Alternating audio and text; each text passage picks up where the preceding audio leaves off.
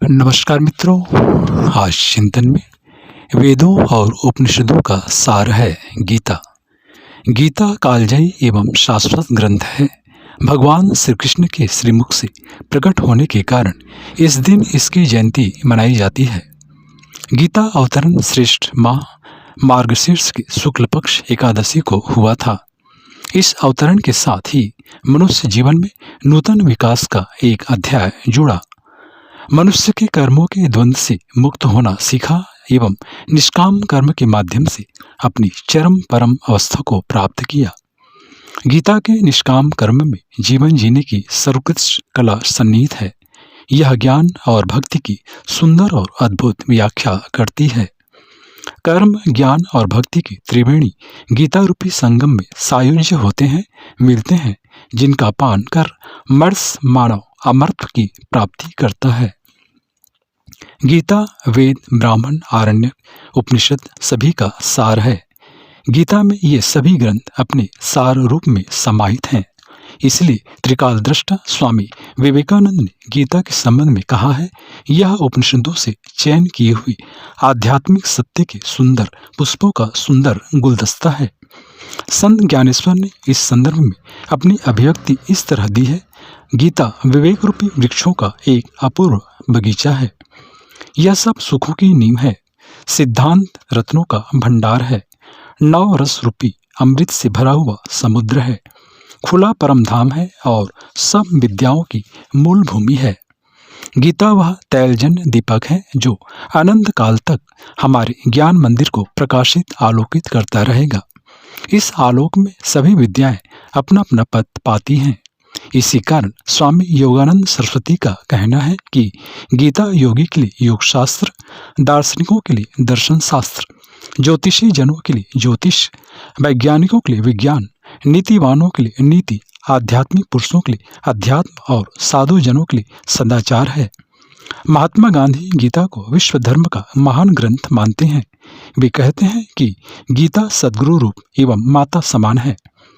लोकमान्य तिलक गीता को सभी धर्म ग्रंथों में एक अत्यंत तेजस्वी और निर्मल हीरा मानते हैं। विनोबा भावे गीता को आचरण शास्त्र मानते हैं। यह हमें जीवन जीने की, आचरण करने की सरल सहज शिक्षा प्रदान करती है। गीता अनादि और अनंत विश्व पुरुष के गंभीर ज्ञान का महासिंधु है। यह ज्ञान अत्यंत गंभीर भी है और विस्तृत व व्यापक भी है। आचार्य एवं विद्वान इसे गुरु ग्रंथ, ज्ञान ग्रंथ, विजय ग्रंथ और स्वयं में पूर्ण तथा सिद्ध एक जीवन ग्रंथ मानते हैं। गीता रचनात्मक विश्वशास्त्र है। वारेन हेस्टिंग्स के अनुसार किसी भी जाति को उन्नति के शिखर पर चढ़ाने के लिए गीता उपदेश अद्वितीय है। श्री अरविंद की मान्यता है कि गीता से मनुष्य मात्र अपनी पूर्णता अर्थात सर्वोत्कृष्ट आध्यात्मिक उन्नति को प्राप्त कर सकता है। मनुष्य अपनी उन्नति एवं विकास गीता में प्रतिपादित योग सिद्धांत का अनुसरण करके उपलब्ध कर सकता है। महर्षि पतंजलि के अनुसार योग चित्त वृत्ति निरोधा अर्थात चंचल चित्त के समस्त व्यापारों को अवरुद्ध कर देना ही योग है। गीता कहती है, योगा कर्मसु कौशलम अर्थात कार्य फल में समता रूपी निपुणता प्राप्त कर लेना ही श्रेय का उपाय है। किसी कार्य में समग्र रूप से निमग्न हो जाना ही योग है। निष्काम कर्म योग है। अपने मन, कर्म, विचार, भाव के साथ कार्य करते हुए भी उस कार्य के परिणाम से सदा मुक्त रहना। कार्य के संग अनासक्त भाव ही निष्काम कर्मयोग है। आसक्ति कर्म का बंधन स्वरूप है। कर्म के पीछे निहित उद्देश्य ही कर्म के परिणाम के रूप में सामने आता है और इस भोग को भोगना ही पड़ता है। कुशलता पूर्वक कर्म करते हुए योगा कर्मसु कौशलम की स्थिति पाई जा सकती है। साधारण कर्मवाद को कर्मयोग में परिवर्तित करने के लिए 3 साधनों की विशेष रूप से आवश्यकता है। पहला, फल की आकांक्षा का त्याग, दूसरा, कर्तापन के अहंकार से मुक्ति और तीसरा, ईश्वर परार्पण। गीता के इन सूत्रों में वेदों एवं उपनिषदों का सार झलकता है। वेद भी कहते हैं कि फल का त्याग परित्याग मनुष्य की अंतःशुद्धि करता है और भगवत प्राप्ति की ओर अग्रसर करता है। कषाय कल्मषों का कामना रहित कर्मों से विनाश होता है। ये सोने में चढ़ी हुई अशुद्धियों के समान भस्मीभूत हो जाते हैं और तप्त स्वर्ण निखर कर सामने आ जाता है। निष्काम कर्म के आचरण से मनुष्य का अंतःकरण नितांत निर्मल हो जाता है और साक्षात भगवत प्राप्ति हेतु अनुभूत ज्ञान का पवित्र स्थल बन जाता है। ऐसा कर्म मनुष्य को आसक्त नहीं करता है और वह उसमें संलिप्त ही होता है।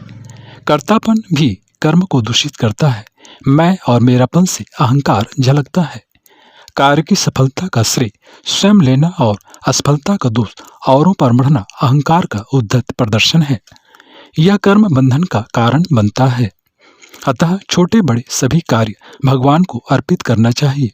यदि ऐसा भाव आ जाए तो छोटे से छोटा कार्य भी बड़ी तन्मयता और कुशलता पूर्वक किया जा सकता है, क्योंकि अपने परम प्रिय परमात्मा को समर्पित होने वाले कर्म अनगढ़ अनमने कैसे हो सकते हैं।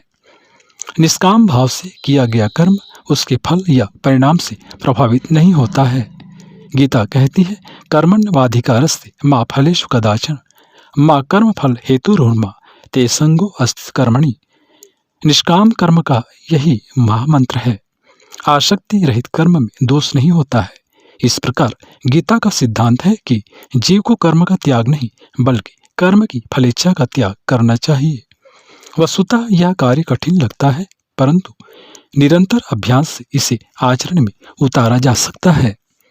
निष्काम कर्म का आस्वाद परम अनुभूति से सराबोर रहता है। अनुभवी ही इसके आनंद का उपयोग करता है। गीता कर्मयोग के अलावा ज्ञान योग और भक्ति योग की भी विवेचना करती है। कर्मयोग द्वारा चित्त की शुद्धि और अभ्यास योग द्वारा मन के निगृहित होने पर जब बुद्धि शांत और शुद्ध होती है, तब साधक के अंदर ज्ञान की पात्रता विकसित होती है। फिर व्यक्ति के ज्ञान प्राप्ति का साधन स्वयं ही अंतरात्मा होती है।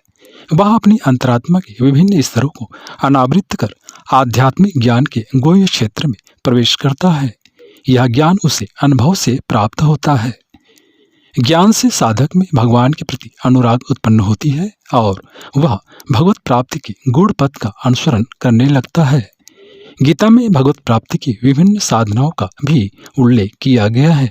पहला कर्मफल का अर्पण, दूसरा कर्मार्पण, तीसरा अभ्यास, चौथा ज्ञान, पांचवा ध्यान, छठवां कर्मफल का त्याग और सातवां शांति।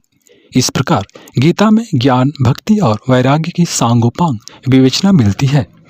गीता कहती है, ज्ञान भक्ति के बिना शुष्क है और भक्ति वैराग्य के बिना पूर्ण नहीं है। इन तीनों के सायुज्य में ही समग्रता एवं पूर्णता आती है। मित्रों, गीता हमें किसी एक सूत्र में जीवन उतारने का संकल्प लेना चाहिए। हमारे मनोनुकूल किसी एक सूत्र का हृदयंगम भी साधना के क्षेत्र में बड़ी अहम उपलब्धि मानी जा सकती है।